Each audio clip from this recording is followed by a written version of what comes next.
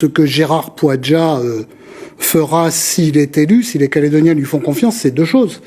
C'est d'abord de demander aux responsables politiques qui sont responsables de la situation dans laquelle on se trouve, de changer radicalement d'attitude. Parce que les 7 semaines de chaos qu'on vient de vivre, elles ne sont localement, oui, elles ne sont pas arrivées par hasard. Elles sont arrivées parce qu'il y a des responsables qui n'ont pas été à la hauteur de leur responsabilité. Je pense à l'État, qui n'a pas su entretenir le dialogue, qui n'a pas su anticiper les désordres et qui ne parvient pas aujourd'hui, malgré les renforts de forces de l'ordre, à rétablir la sécurité.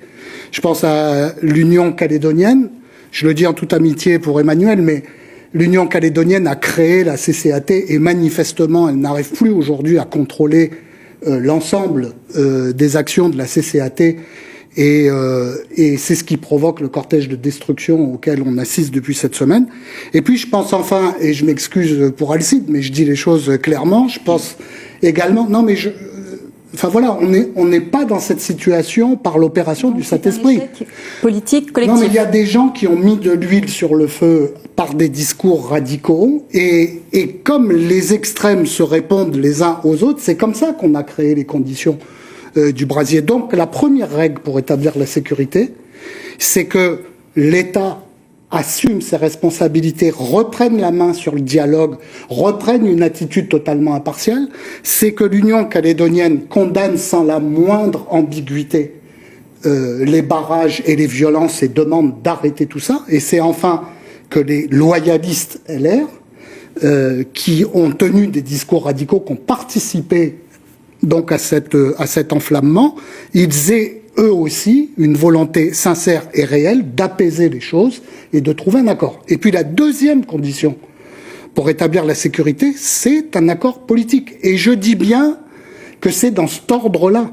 C'est-à-dire, j'entends dire qu'il faut d'abord rétablir l'ordre, puis ensuite il faut négocier un accord politique. C'est une erreur. Lorsque Jacques Lafleur et Jean-Marie Tjibaou se sont serrés la main en 1988, ce qui a mis fin aux événements, il y a d'abord eu un accord politique qui a ensuite permis de remettre de l'ordre. Et bien aujourd'hui en Nouvelle-Calédonie, il faudra de la même manière un accord politique pour ramener l'ordre. Le sécuritaire est nécessaire mais n'est pas suffisant. Ce que je veux simplement rappeler, c'est que en 1988, 2 hommes, Jacques Lafleur et Jean-Marie Tjibaou, dans des conditions qui étaient autrement plus compliquées que celles d'aujourd'hui. On était au lendemain du pire drame de notre histoire, l'assaut de la grotte d'Ouvéa. Ils ont eu ce courage, cette clairvoyance. Donc, n'attendons pas 4 ans de guerre civile pour arrêter les exactions. Je pense que tous autant qu'on est ici autour de la table, il n'y a personne qui souhaite mettre la Calédonie à feu et à sang. Et il n'y a qu'un moyen pour arrêter ça, c'est un accord politique. Donc allons-y. C'est en tout cas la mission que Gérard Poadja, dans cette élection, s'est assignée. Gérard, dans cette élection, il incarne ce qu'il a toujours incarné dans son engagement politique. Le vivre ensemble, un trait d'union entre le monde politique et le monde coutumier, entre les indépendantistes et les non-indépendantistes à l'échelle du pays.